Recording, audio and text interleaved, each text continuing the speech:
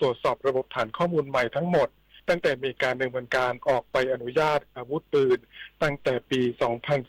2490 จนถึงปัจจุบันยังไม่มีการตรวจสอบทะเบียนปืนทั้ง 6 ล้านฉบับอยู่ในสภาพอย่างไรซึ่งย้ำว่าเรื่องนี้ต้องดำเนินการทั้งระบบเหมือนจัดทำข้อมูลใหม่ทั้งหมดศักดิ์สิทธิ์ประดับศิลป์รายงานกลุ่มผู้ประกอบการรถจักรยานยนต์รับจ้างติดตามความคืบหน้าการนำไรเดอร์และวินมอเตอร์ไซค์เข้าสู่ระบบประกันสังคมนายสันติปฏิภาณรัตน์นายกสมาคมผู้ขับขี่รถจักรยานยนต์ไฟฟ้า EV รับจ้างพร้อมคณะยื่นข้อเสนอต่อกระทรวงแรงงานเกี่ยวกับนโยบายนำกลุ่มวินมอเตอร์ไซค์และไรเดอร์เข้าสู่ระบบประกันสังคมโดยมีนายพิพัฒน์ชัยไพบูลย์โฆษกกระทรวงแรงงานฝ่ายการเมืองเป็นผู้แทนรับหนังสือพร้อมกล่าวว่ากระทรวงแรงงานให้ความสำคัญกับแรงงานอิสระทั้งไรเดอร์และวินมอเตอร์ไซค์ซึ่งเป็นกำลังสำคัญในการขับเคลื่อนเศรษฐกิจโดยข้อเสนอและข้อกังวลจากสมาคมจะถูกรายงานต่อรัฐมนตรีว่าการกระทรวงแรงงานและเร่งหารือร่วมกับหน่วยงานที่เกี่ยวข้องโดยเร็วเพื่อให้แรงงานนอกระบบได้รับความคุ้มครองไม่ต่างจากแรงงานในระบบทั้งนี้กระทรวงแรงงานพร้อมเปิดรับฟังความคิดเห็นจากทุกฝ่ายเพื่อหาแนวทางที่เหมาะสมในการขยายสิทธิประกันสังคมให้ครอบคลุมแรงงานอิสระมากขึ้นส่วนรูปแบบและรายละเอียดการดำเนินงานนั้นจะมีการหารือร่วมกันอีกครั้งก่อนสรุปแนวทางอย่างชัดเจนต่อไปนิตยาคุณสิมรายงานปิดไฟปิดแอร์เมื่อไม่ใช้ช่วยประหยัดค่าไฟลดการใช้พลังงานจบข่าวคณิษฐายิ้มดีอ่านรับฟังข่าวครั้งต่อไปเวลา 7 นาฬิกาค่ะติดตามข่าวที่นำเสนอไปแล้วได้ที่ www.thainews.prd.go.th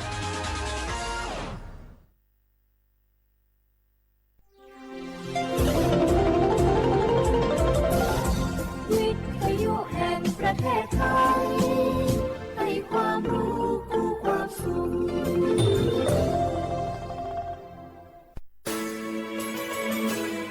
สถานีวิทยุกระจายเสียงแห่งประเทศไทยจังหวัดเชียงใหม่ AM 1476 กิโลเฮิรตซ์สถานีวิทยุภาคภาษาชาติพันธุ์แห่งเดียวในประเทศไทยที่มีความทันสมัยเชื่อถือได้สร้างอัตลักษณ์กลุ่มชาติพันธุ์สู่สากล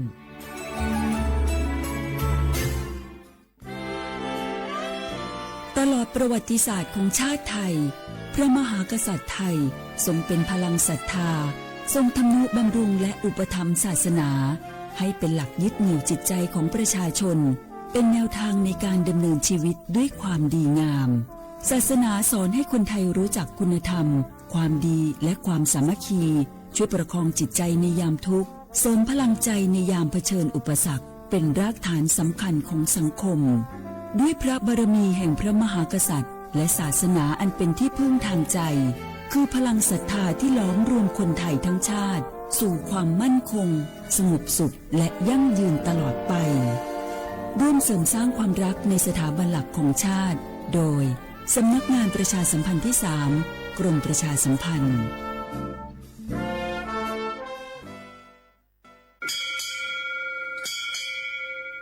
โอบูดาจ้าโอบูชเปอร์เหมือซุงคาปอกว่าย้อซงตูดูธรรมาสถานีวิทยุภาษาชาติพันธุ์แห่งเดียวในประเทศไทยทันสมัยเชื่อถือได้แล้วพบกันที่สวทเชียงใหม่ AM 1476 กิโลเฮิรตซ์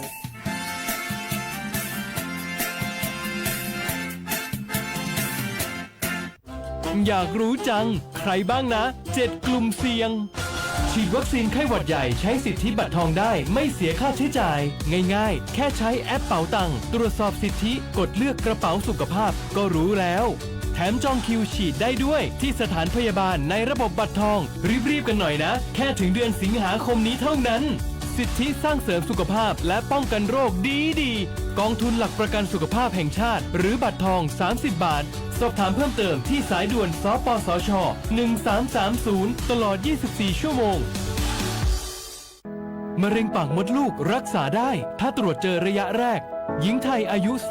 30-59 ปีวันนี้รีบใช้สิทธิบัตรทองตรวจมะเร็งปากมดลูกได้ไม่เสียค่าใช้จ่าย ติดต่อสถานพยาบาลในระบบบัตรทองหรือจองคิวตรวจผ่านแอปเป๋าตังเลือกกระเป๋าสุขภาพหรือขอรับชุดเก็บสิ่งส่งตรวจมะเร็งปากมดลูกด้วยตนเองที่ร้านยาและคลินิกการพยาบาลสอบถามเพิ่มเติมสายด่วนสปสช1330ตลอด24ชั่วโมง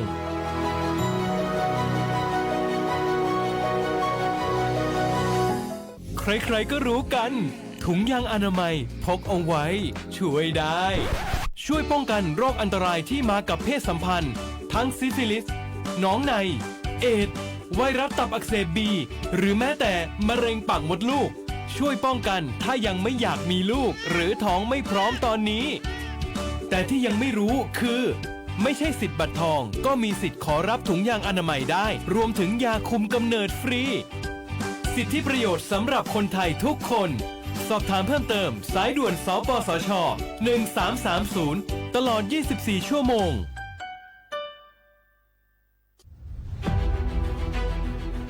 จังหวัดเชียงใหม่ขอความร่วมมือทุกภาคส่วนงดการเผาเพื่อลดปัญหาหมอกควันและมลพิษทางอากาศจากการเผาป่าและการเผาเศษวัสดุทางการเกษตรตามประกาศมาตรการสำคัญเพื่อควบคุมการเผาในพื้นที่ต่างๆโดยไม่อนุญาตให้มีการเผาใดๆทั้งสิ้นเพื่อเป็นการลดมลภาวะจากฝุ่นละอองขนาดเล็กหรือ PM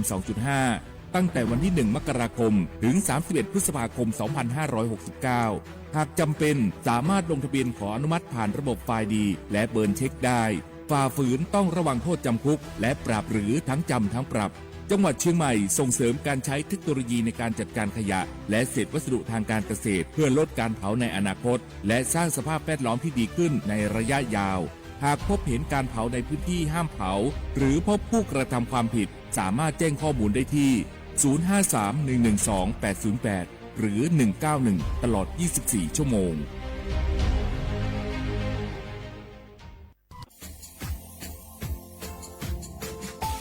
ชาว่าบราวัฒมาปีใหม่อาทิตย์สึกตาจิงชามองมันยังไงอามุสาจังหวัดเชียงใหม่ค่อยมาปีใหม่ปากไก่ฝรั่งที่5ที่นี่ก็พวกยิงว่า5 3次ที่นี่ซึ่งอีกคนอยู่ตรงนี้โฉดซึกูกว่ามาคืออาตุทัดซูดงกับปากกับเมียนเดสพิลุมีโดขยันโดอจุปดงสัตว์ความแบบดิต้มดังอาตุทัดซูบรอาทิยาวพื้นที่หรือตัวจางเป็นยังก็ยาระบบไฟดีค่อยนี้มาอนุญาตอยู่ไม่คือมาคืออาตุทัดซูดงอาทิยังปีความวัดตุดสองเป็นยังฝ่าฝืนยังคือกลุ่มหมายละชัวยาชัวยาโซดงอาทิบ้างก็เป็นยังมาอาตุชัวอาตุเบียพมงเป็นยังอโวโทแจ้งศูนย์อำนวยการแก้ไขปัญหาหมอกควันอาทิยังคือฝุ่นละอองมาคือจังหวัดเชียงใหม่ยี่เบอร์โทรโงเป็นยัง053อาทิเย112808หรือที่มาโงเป็นยังสำนักงานประชาสัมพันธ์จังหวัดเชียงใหม่ก็ยังดีปีมาทีเดียวพักกายฝรั่งอันนี้ประกาศมาก็ตะวันเลยยุจลาฝรั่ง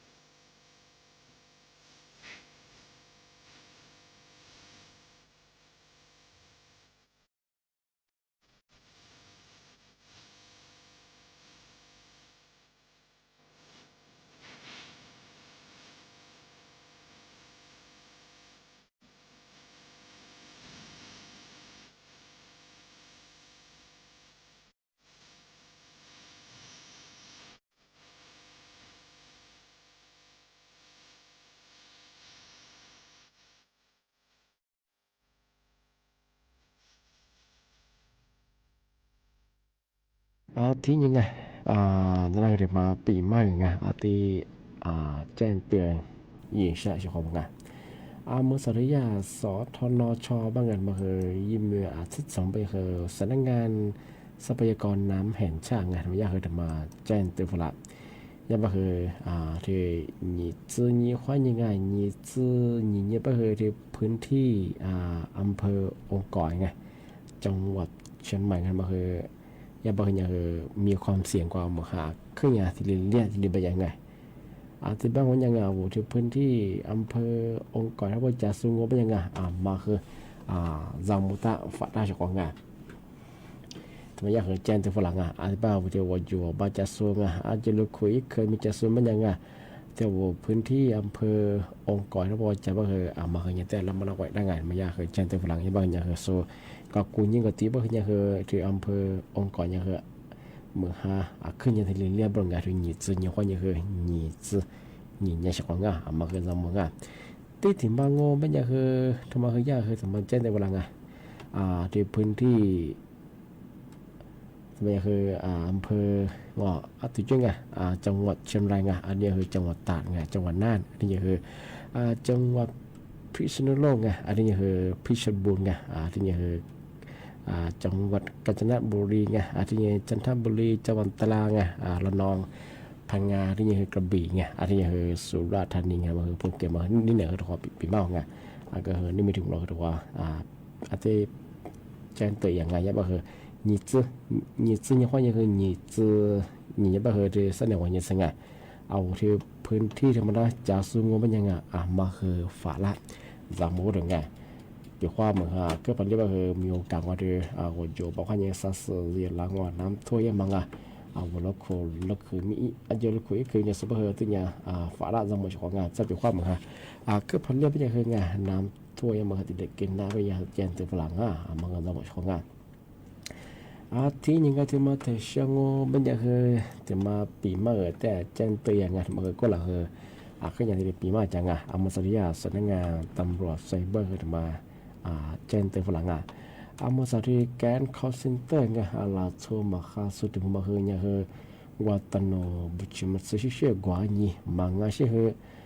วรัตโทฝรั่งยังไงวันนี้เจ้าหน้าที่หน่วยงานตโนก็มาทำมาเป็นยังคือ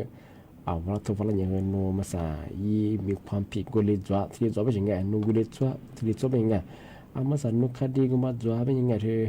บางอย่างฟ้องเงินยังมาถึงที่นี่โนวายาสติแล้วบอกว่าที่เรียกว่าจะไม่ใช่คือว่าทุกคนที่เรียกขู่ยังมาดูเฉยๆที่จะมองว่าไม่คือว่าเราผู้บ่าวโอ้คือจะยังไงมาสานผู้บ่าวนั่นมันจะมาคือผิดกฎหมายยังเป็นยังไงย่าเราโอ้ฝรั่งย่าตัวสอยยังเป็นยังไงมาคือตัวยังไงบางครั้งเช่นว่าเราว่ายินดีสุฝรั่งนี่ทางนี้ดีนี่งกุลียี่ที่ได้ยินมาคือตัวยังไงบางครั้งเช่นว่าเราว่ายึดรหัสOTP มาคือส่งของเราไปถึงไงมาคือรหัสว่าโวธนาคารจะชี้ยังมองเจ้าของมาคือจำมองโซตันโนทึกสงบปัญญายาทีรีมาเย่บุรุษปีขว้าจะปีมาจะเฉียบพัดจิตจงมาแห่งวันยาเจ้าหน้าที่ตันโนสนสพก็มาจัดมาไม่แย่ว่าทุกคนนี่คือฟุตบอลขว้าจามาโนคดีกูดีจอที่จบเป็นไงย่าหิจอหรือเป็นยังไงฟุตบอลขว้ามาฟุตบอลโอ้เจ้ามังบางอาชีพนี่ฟุตบอลยี่ไปเฮยย่านั่นก็ว่ายี่หมายสารที่ส่งพลังเป็นยังที่ว่าโจรมาว่าคุยยังมาตัวชิงไงช่วงกับปีความที่เฉียบพัดจิตจบเป็นไงมาขยันคืออัตยาสติหรือตัวชิงไงปีความเราพัฒสงสัยเป็นกว่านุพื้นที่อันละมัดจะเป็นกว่าสนองสพยี่ที่ติดต่อสอบถ่ายหน้าช่องพอมันก็มาเจอเราบดเอาเราเขายิงโซอะไรบ้างอะไรด้วยเป็นยังไงสุดท้ายแบบพวกอ้วมังเอาไปข้อมูลกับมันคือยังกลุ่มมิชาชีไงแกนเขาสติมังมาคือจำมังมาคือก็มีงานช่องมาปีอาชีพงานที่ถึงบางก็ไม่ยังแบบนั้นนะทุกฝ่ายยิ่งกว่าวิดีโอคอลยังบางที่พิจารณามอง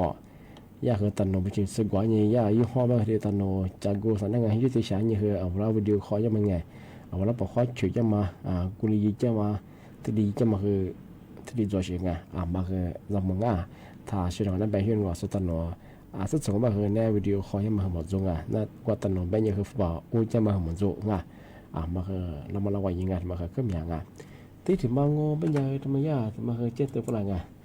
มาใส่ไว้เท่าคู่นี้คือเปิดเทยอยู่ โรงเรียนเปิดเทอมยังงูเป็นยังไงมันก็ใช่ถึงกับจะว่าเปิดเทอมมายี่ห้อดาวไงอธิบายยากกลุ่มวิชาชีพมาว่าช่วยโอกาสไงคือเปิดเทอมยี่กันยามันก็ชื่อเปิดเทอมยี่จะดัดจะห้องไงยากว่ายี่เพจมาใช้ยังไงคือชุดนักเรียนว่าชุดนักเรียนมันจะมันเสื้อดูไงชิ้นยิ้มแบงไงอะไรเงี้ยวัตถุตรงกลางวัตถุโซ่ว่าอยู่กุ้งไงอุปกรณ์การเรียนมันคืออาจจะข้อนี้ฝึกอยากก็อยากว่าที่เดีส่งยี่ที่เรียนว่าเป็นยังไงมันคือจังที่เป็นยังบามาอยู่สูงสมมติว่าที่ปริมา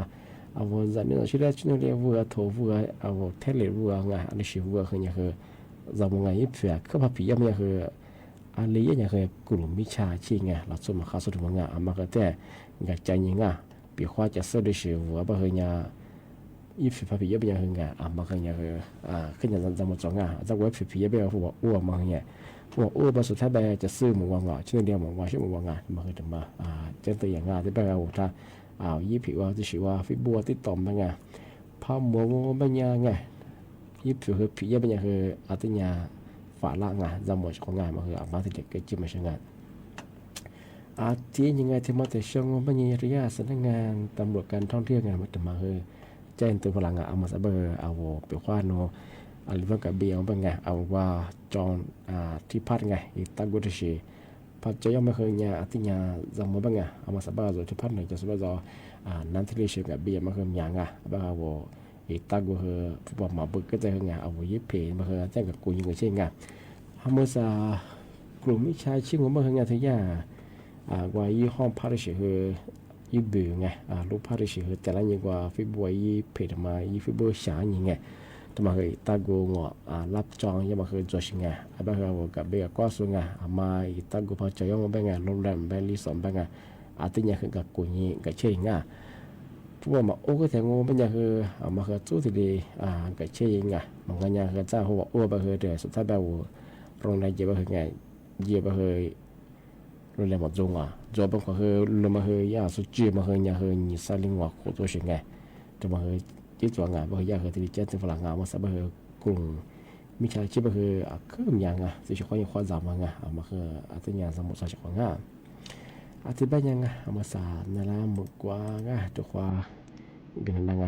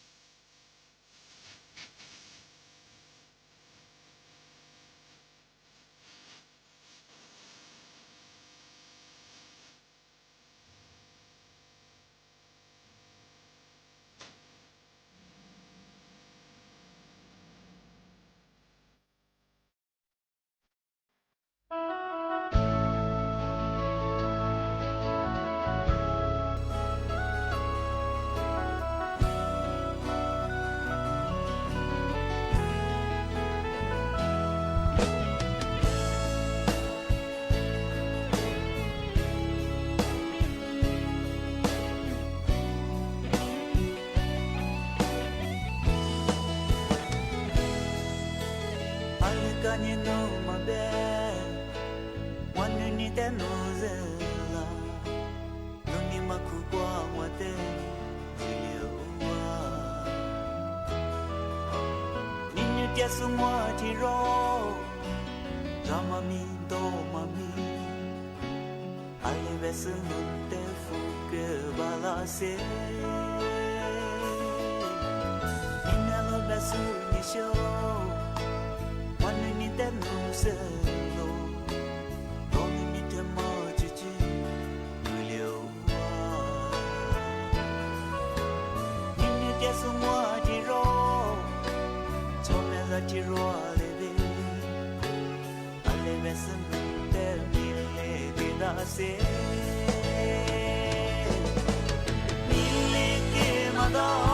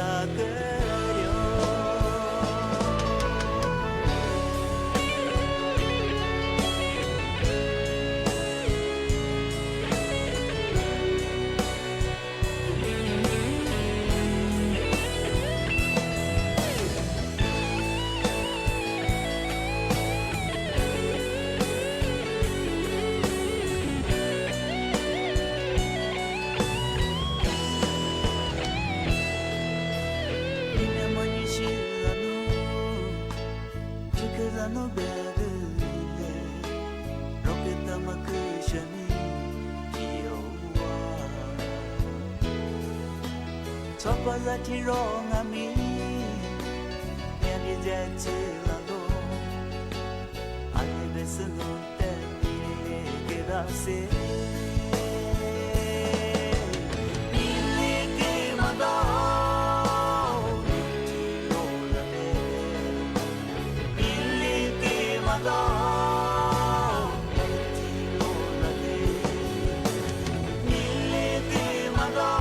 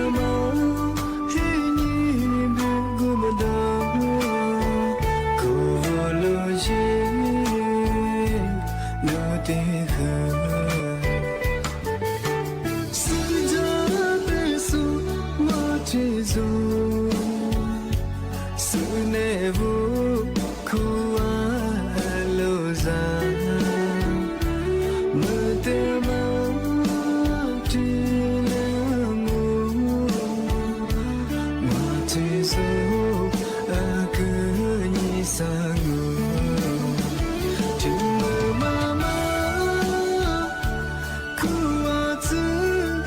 chỉ lệ sự ra tên trên trời nhưng mà cô đường mà rồi gỗ trời bê khờ đi ra mơ chim mơ bị lá chỉ để cứ bị hoa lô trên dưới ra trên nhớ đi trên nhớ đi solo chỉ là vì sự ra tê má chỉ tình nụ thì dù ra ngoài nhưng mà sao mà không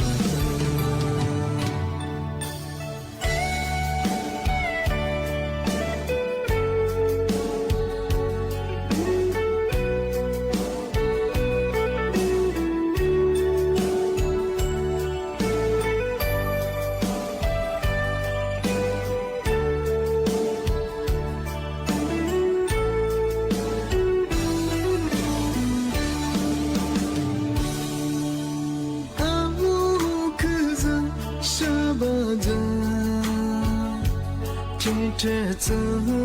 nâng lên hoa màu mà đá về từ máu thế nhỉ đưa gu mà đó cô lâu gì lâu tì khờ sự ra tê su hoa thế dù sự nề vu cô hoa lâu ra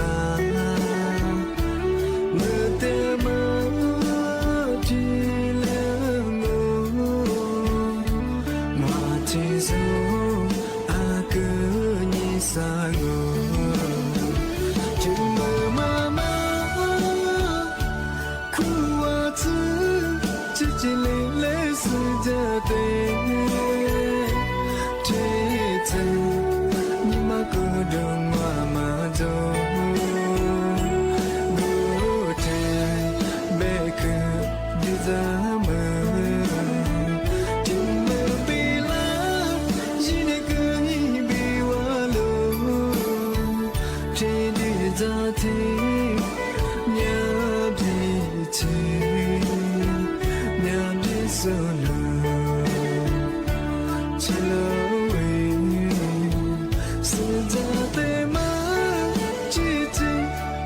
thì dù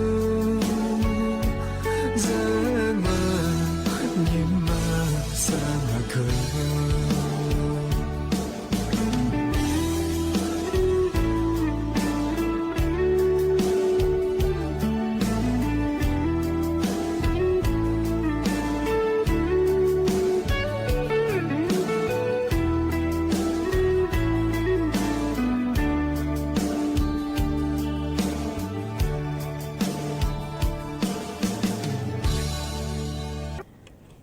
tuy nhiên thì mà thì sẽ hứa thì mà bị mà thì sự ta chỉ sang mà sáng ngô mìnhจะคือยี่สิบจุดเราไม่ยังไงเมืองหาลีจุดเราไม่ยังคือเอาหิคุณได้ว่าไง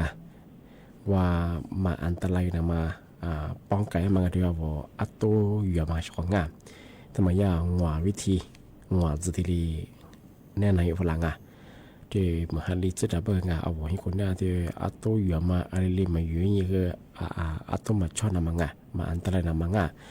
ยี่วิธีมังโง่ไม่ยากแบบคือว่ามึงกูเป็นแบงอ๋อมึงหาเลี้ยบงอไม่ใช่คือบ้านหลังงอไม่ใช่ไงกว่าว่ามาอยู่บ้านหลังไม่ใช่คืออัตโตมาอยู่ไม่ใช่ไงกว่าว่าอุปกรณ์ไฟฟ้าไงที่อัตโตอยู่รับมาไงมึงหาขึ้นเลยจะมึงกูเป็นแบบคือไงเอาว่าอัตโตยิงค่าอัตโตกูมาอยู่ถ้ามาอยู่มันคือถ่ายไม่ใช่ไงเปรียบว่าโนแต่ก็เหมือนยอดจีบห้องเงาะมีมาที่มังโง่ไม่ยากไงว่าว่าอัตโตว่าเปิดปิดไงว่าว่าสวิตช์ไฟไงทำไมให้จำมองไงที่นี่ว่าว่าอัตโตปลั๊กไฟไงกล้ามาปีขวานุกุดีว่าเมื่อหัดโทรโง่เป็นไงนุกุดีว่าปัจจุบันแล้วว่าว่าแล้วแปลว่าเนี่ยตัวกล้ามาว่าว่าตัวจีเสียมังไง ทีนี้ย่อมาคืออัตโตชอนน้ำไปเฉยไงบ้านเราก็ไม่ยังคือที่เราบอกว่าใช้ระบบอัตโนมัติไงเอามาใส่แบบโซหลอดไฟรุ่นใหม่เพื่อว่าสวิตช์ว่าว่าโทรศัพท์ก็ยี่ทีนี้จุด选那么很多型哎，我为了拍会关也都因为你嘛你我他我โทรศัพท์ก็ยี่ยี่อัตโนมัติจะมาคือตัวงานยังแบบอยู่ข้างโน้มหาโทรศัพท์งานจกูดูก็มีมาหาผ่าไปคืออัตโนกามาอัตโนเนี่ยมาใส่ยี่ไปเฉยไงมาอัตโนชอนงานที่ถึงมาโง่ไม่ยังเอาอัตโนอุปกรณ์ไฟฟ้าโดยเฉพาะคือมันหนาที่กับกูยิงกับชีพเป็นไงกับชีพยังไม่ใช่ไงปีว่าอะไรมาที่จะเชียร์มันก็ชื่อรับผู้เยี่ยมว่าชอบนั่นประดับเป็นอย่างคืออามีสิริชาเงาะอะไรมาวูลุจะบ้าคือวูลุไม่ใช่ไงถ้าจะพูดไม่ใช่ไงปีว่าโนเชื่อมันยี่บ้าคือจะอัตโนปัจจุบันคือวุ้ยยังตัวเบียร์นางที่ถึงมาโง่ไม่ยังคือไงเอาอัตโนอยู่นักก็ยังงูไม่คือติดขวาเลยไงอัตโตจีตุติงออัตโตหุ่นยี่สิบที่เป็นสิ่งงานที่เดี๋ยวมองก็ไม่ยังไงมาเหรอก็จะเจอของงานมาคือไงว่าสายดินไงสายดินมาคือติดใต้นั่นเป็นสิ่งไงสายดินมาติดใต้แล้วงูไม่ยังปีขวาเวลาตัวพอชอบมาคืออัตโตว่าเวลาชอบมาคือได้คือหมดตัวเป็นสิ่งไงว่าป้องกันไฟดุเยอะสิ่งไงปีข้างโน้นใส่ดีมาพอมาต่อแล้วงูไม่อยากคืออาตัวชอบน้ำมันใหญ่เปอร์เซ็นต์ขึ้นใหญ่ใช่ไงอาจจะเบี่ยงงานปีข้างมาใส่บ้าโซเดอร์กว่าเครื่องทานน้ำอุ่นงอเอาอาจจะยี่แอมแบงไงอันนี้เสียไปคือโซกว่าใส่ดีมาคือต่อยใช่ไงปีข้างใส่ดีพอมาต่อยังงูไม่อยากคือเครื่องยาอันตรายยังเปลืองงานไปคือเอามาเฮียว่าใส่ดีพอมาต่อแล้วก็คือไงมีขวาเกิดขวาช่างเอาช่างก็แบบว่ายายี่ช่าแล้วคือร้านยังคือใส่ดีมาต่อเกิดแบบที่แบบชอบงานมาหาวิธีที่มาฮัลลิจ้าว่าเอาที่คนเนี่ยว่ามาอันตรายนำมางานเอาตัวมาช่วยเรามาคือเอาทีนี้เยอะไปคือจะคือเอาคือปลอดภัยยังไงมาถึงมาเนี่ยอย่างงามที่เป็นยังไงนี่มีหนีไม่ค่อยยังไงสามมัวคือเอาอะไรกันดิสงโดยยังมางานยี่เวลาเยอะกูเลยจะงานเอาชิคอราวิธียุนนาจะสู้งานไล่สดที่สุดก็คือก็มุ่งงานที่ว่าคือสั้นเนี่ยงานเนี่ยส่งมุขวันยังคือเจมัวแต่ขวามื่อละขวางเอาชิคอราคือคือมุมมองวันนั้นสุดที่สุดก็คือจะชี้จะมาพูดจะชี้จะว่าแบบนี้ว่าจริงงานนั่นจะเป็นอะไรตัวเจที่นี่กันเนี่ยว่าคือด้วยงานอะไรพอเยอะว่าไปเปลี่ยนเนี่ยกูจะชอบงานที่เนี่ยคือมาสายก็คือเหมือนฮาริจะเป็นงานมันก็เดี๋ยวมาดูแลสุขภาพเยอะงานมาหาโทรศัพท์บ้านอะไรหรือว่าคือนาราบ้านมาเปลี่ยนช่วยจากงานมาคือเดี๋ยวมาปีบ้านช่างงานหรือว่างานนั้นทัศน์ดีหลักเนี่ยงานที่ว่าสั้นในงานสมมุติว่านี่เจมัวตัวมื่อละความงาข้อว่าสวัสดีครับ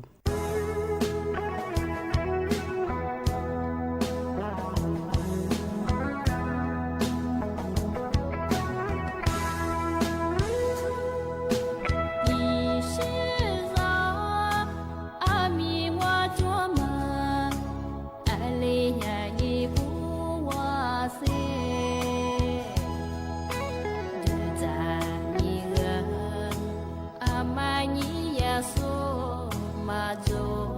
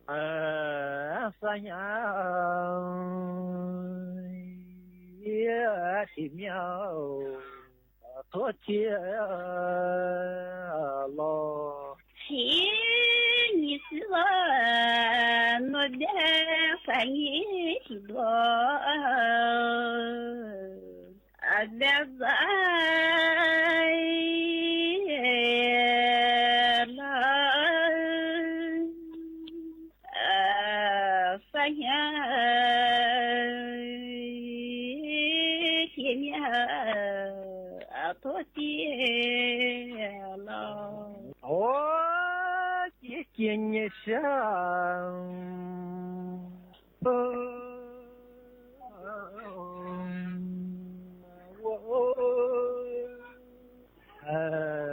托爹，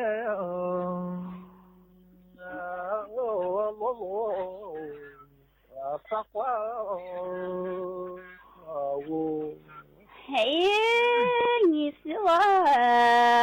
诺的在么子乖我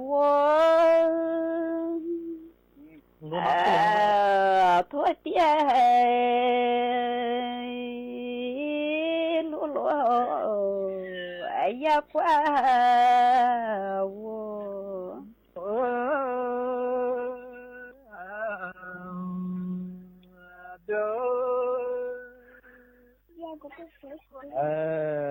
呀家我阿妈呀就我的那我听我的日子开呀过阿妈做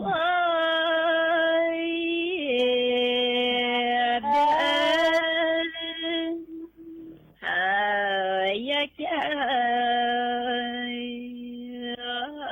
阿罗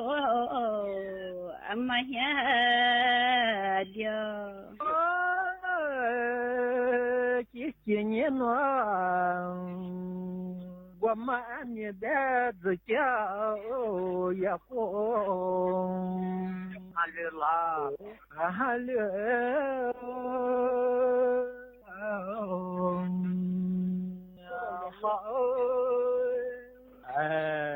呀家呀罗你我我的那你和这家不和还呀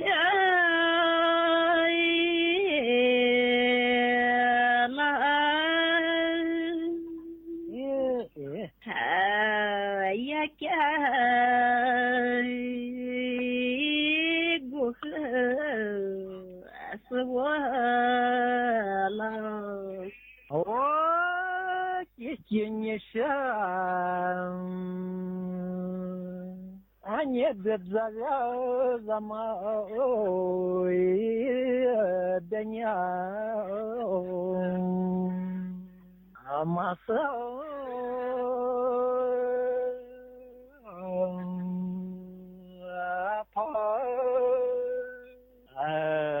怎么也的鸟马过嘿，我的那我的这个怎么的呀？哎，我妈说怎么？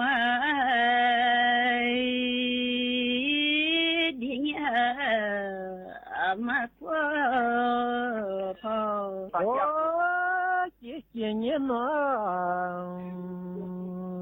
这些孩子家